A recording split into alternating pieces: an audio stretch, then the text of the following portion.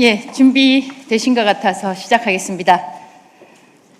존경하는 국민 여러분, 대구 달성군 국회의원 이진숙입니다. 먼저 5.18 민주화 운동 과정에서 희생되신 분들의 명복을 빕니다. 아픔을 겪으신 분들과 유가족 여러분들께도 깊은 위로 말씀드립니다. 어제 국회 도서관에서 저희 의원실과 새역사 국민운동이 공동으로 주최한 5.18 민주화 운동의 대조명 공개 포럼 이후 언론과 소셜미디어에서 큰 반향이 있었습니다.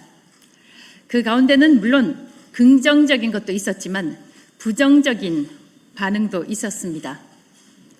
소셜미디어에서는 이제 5.18을 재조명할 필요가 있다는 의견들이 다수 올라왔지만 일부 레거시 미디어들은 토론자들의 몇몇 표현들을 문제 삼아 5.18을 폄훼했다는 식으로 보도를 했습니다. 일부 보도와 평론가들은 5.18은 이미 특별법에 따라서 민주화 운동으로 규정됐으니 재조명이 필요 없다는 의견을 강력히 피력하기도 했습니다. 과연 그렇습니까? 특별법으로 보호받는 사건에 대해서는 어떤 토론도 해서는 안 된다는 것입니까? 대법원에서 확정받은 사건들에 대해서도 재심을 신청해서 몇십 년 뒤에 무죄 판결을 받는 경우가 왕왕 있습니다. 새로운 증거가 발견되거나 증인이 나올 경우에 판결이 달라지는 것은 당연한 일입니다. 한 예로 납북 귀환 어부들, 간첩 누명을 쓰고 옥살이를 했던 이동근, 김호섭 씨의 경우 유족들이 재심을 신청해서 무죄 선고가 나오기도 했습니다. 5.18의 경우도 마찬가지입니다. 한동안 비밀로 묶여있던 비밀 자료들이 뒤늦게 공개되기도 하고 묻혀있던 자료가 발견되기도 합니다. 5.18이 특별법에 의해서 민주화 운동으로 규정됐으니까 더 이상 토론은 필요 없다고 주장한다면 5.18은 성역을 넘어 이미 신화가 된 것입니다. 5.18은 대한민국의 현대사입니다.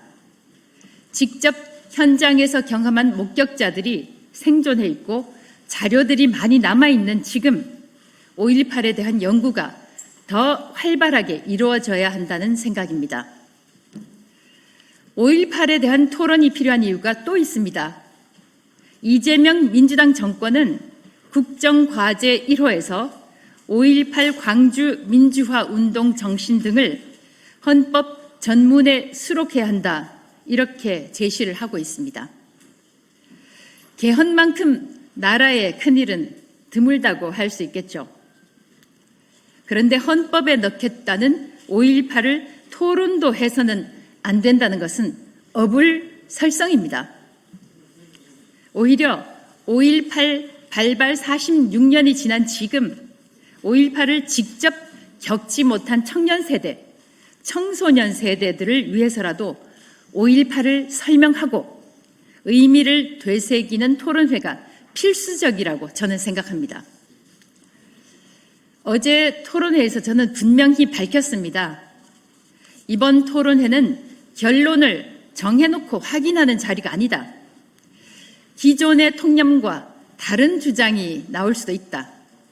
불편한 질문이 나올 수도 있다. 그래도 학술적으로 접근하는 길은 열려 있어야 한다라고 말입니다. 그러나 학술 토론회에서 나온 발언들을 가지고 민주당은 당 차원에서 저 이진숙을 징계해야 한다, 제명해야 한다, 사퇴하라는 피켓팅을 했습니다.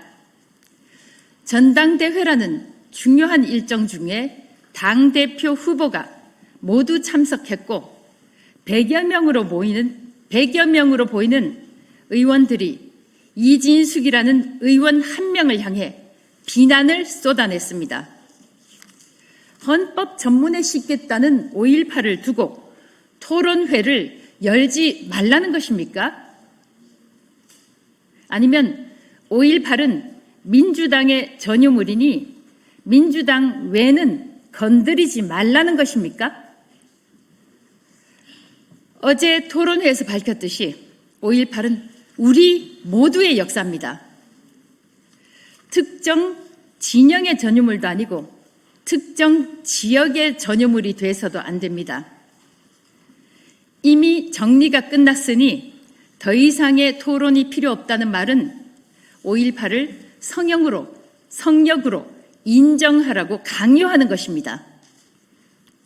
몇 년 전 김정은의 서울 방문을 환영하는 모임이 서울 한복판 광화문에서 열렸을 때 어제 5.18 학술 토론회만큼 비판을 받았나? 그런 생각을 해봤습니다. 이 자리에서 분명히 해둡니다. 토론회에서 나온 개별 발표자의 모든 표현과 주장이 곧 주최자인 저의 견해이거나 국민의힘의 공식 입장은 아닙니다. 토론회는 서로 같은 생각을 확인하는 의식이 아니라 서로 다른 주장과 근거를 공개하고 검증하는 자리이기 때문입니다. 헌법 전문에 넣겠다면서 토론회를 금지한다? 그렇다면 5.18 민주화 운동이 우리에게 시사하는 것은 무엇일까요? 민주를 내세운 운동이 민주국가의 가장 중요한 가치, 자산인 사상의 자유, 표현의 자유를 억압하는 반민주적인 결과를 가져올 것입니다. 한 가지 더 제기할 문제가 있습니다. 대한민국 현대사에는 5.18 외에도 우리가 함께 기억하고 그 정신을 계승해야 될 사건들이 또 있습니다. 부마 민주항쟁, 4.19 혁명, 그리고 공산주의에 맞서서 대한민국을 지켜낸 6.25도 있습니다. 단순한 숫자로 서열을 매길 수는 없지만 국가의 존립과 국민의 희생이라는 측면에서 6.25가 가지는 역사적 무게는 그 무엇보다 비교하기 어렵습니다. 그런데도 왜 특정 사건만 헌법 전문에 수록해야 하는지, 그 객관적 기준은 무엇인지 국민들은 묻고 있습니다. 이와 함께 국민 세금이 투입되는 5.18 유공자 제도도 투명하게 공개돼야 합니다.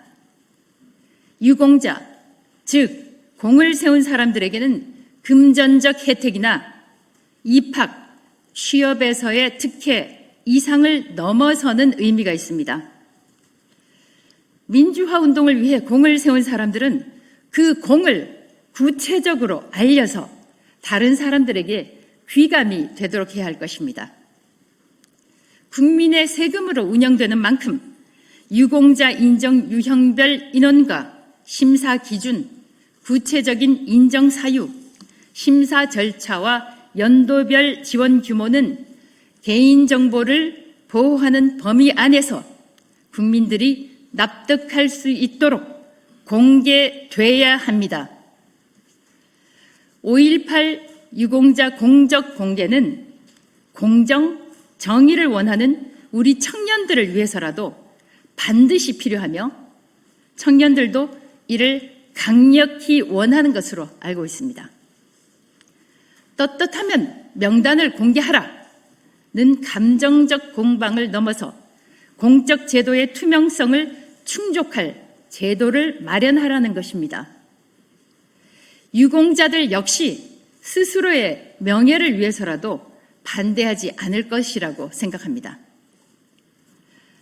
이 자리에서 분명히 밝힙니다.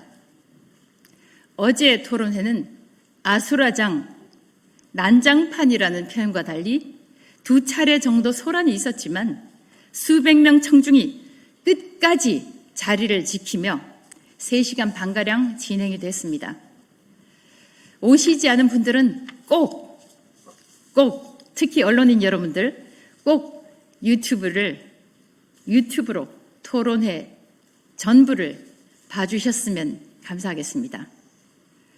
발표를 맡은 이영훈 교수, 김영삼 대기자, 주동식 대표, 또 토론해 주신 최진덕 교수, 이강호 위원께 감사드립니다. 격려사를 해주신 주대환 대표, 진행을 해준 한민호 대표께도 감사합니다. 다시 한번 이번 토론회가 우리 사회 역사적 논의를 한 단계 성숙시키는 계기가 되기를 바랍니다. 고맙습니다.